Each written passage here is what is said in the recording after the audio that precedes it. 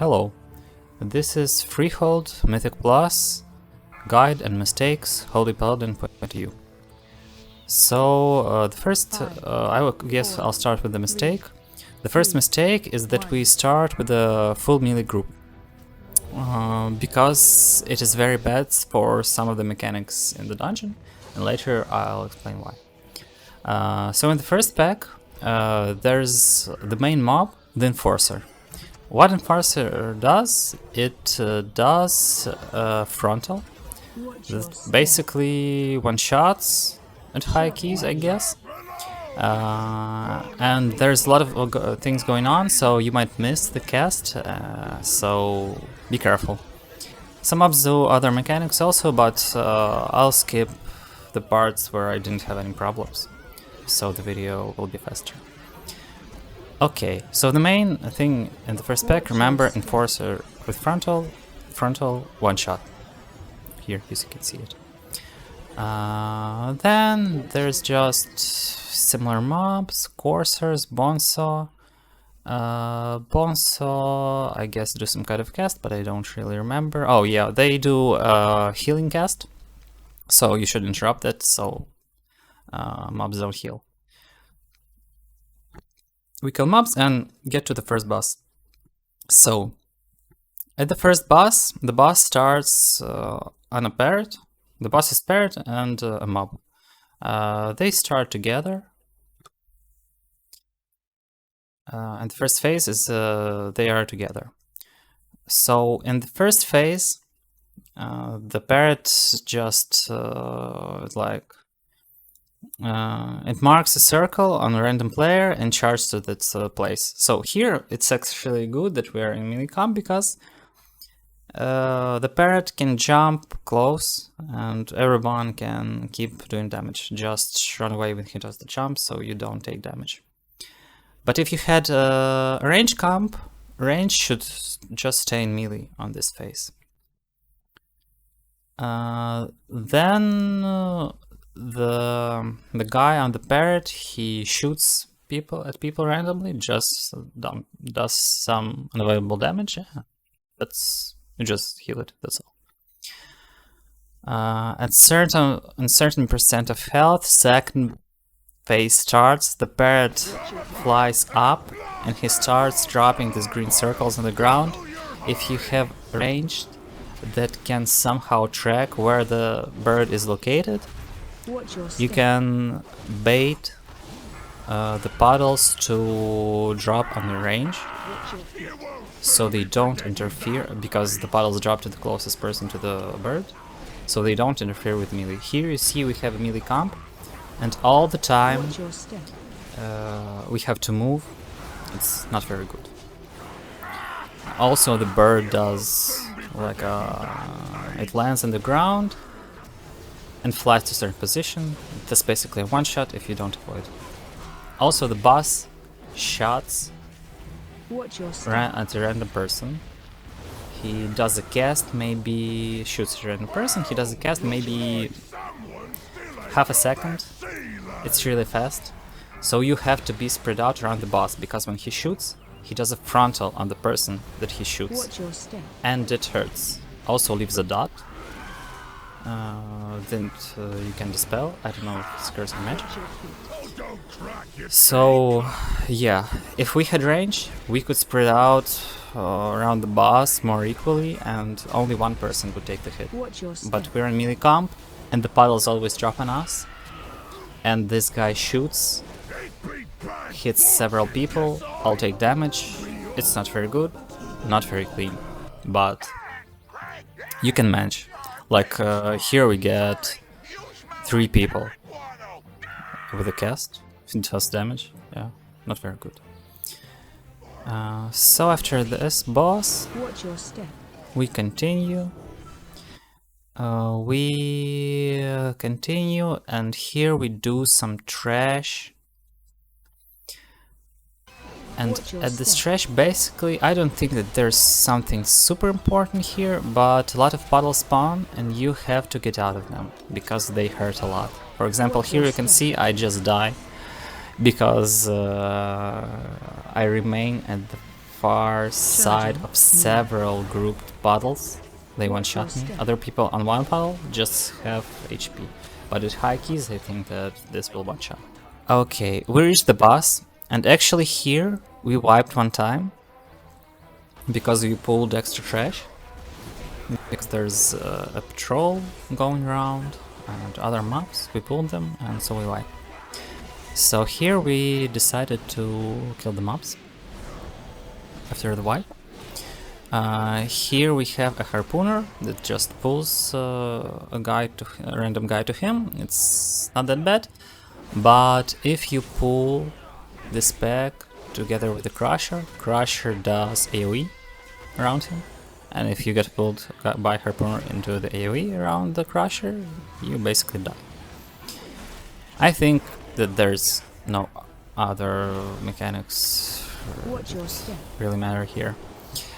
Okay, we clear some trash, and then we basically died farther in the trash, but after that we just returned to the second boss.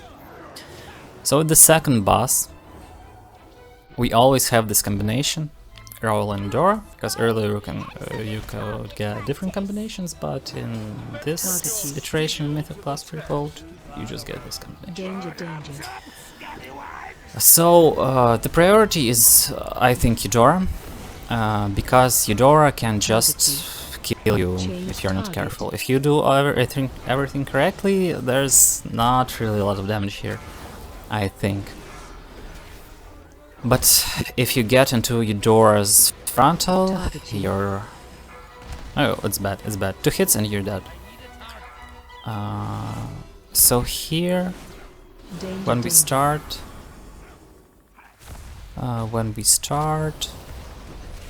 yeah, there's this thing AoE around the roll, you just need to get away from that.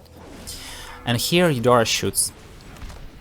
So, as I noticed, Eudora always shoots, it jumps away, and always shoots from right to left.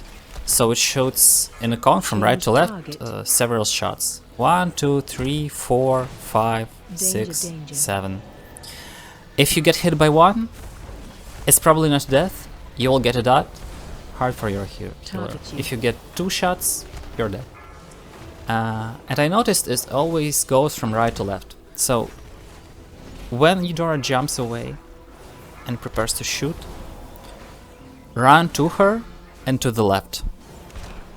So you run to her and to the left side of her, and then she shoots from the right, you don't get hit, you get behind her, and that's fine. I don't know if she does anything else. She probably shoots at people. Yeah, she shoots at people. It's a targeted cast. It does not really a lot of damage, but if you're low, it can kill. Also, yeah, roll also spawns barrel. I don't remember what it does, but you should kill it fast. Also, there are buffs, like potions that are thrown to you. There's positive potions, negative potions. I think that DBM should show what are positive, what negative. And if there's a positive potion, you can just stand at the place where it lands, grab it. For example, you can see here it's potions flying. It flies. If it's positive, you stand there and get it. If it's negative, you can actually position the boss, so the boss takes the negative. But I think it's hard and don't know if you should do it. Okay. That's it for the boss, we kill it.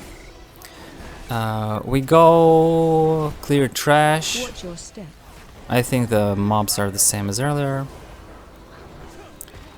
And then their P starts. Well, we clear trash, other trash while their P is going on. Oh no, not really their P. First, Watch your step. yeah, some talks happen, and then a turtle appears at the center of this arena. You have to click the turtle 3 times or something, and Another mob will spawn. The mob, like elite mob before the boss. So what this mob does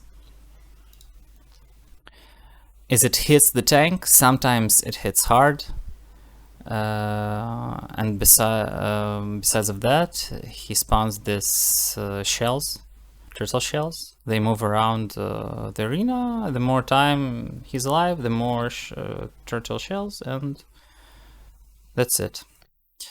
So you kill that, some RP, and the boss appears. So the boss has 2 sharks in his hands.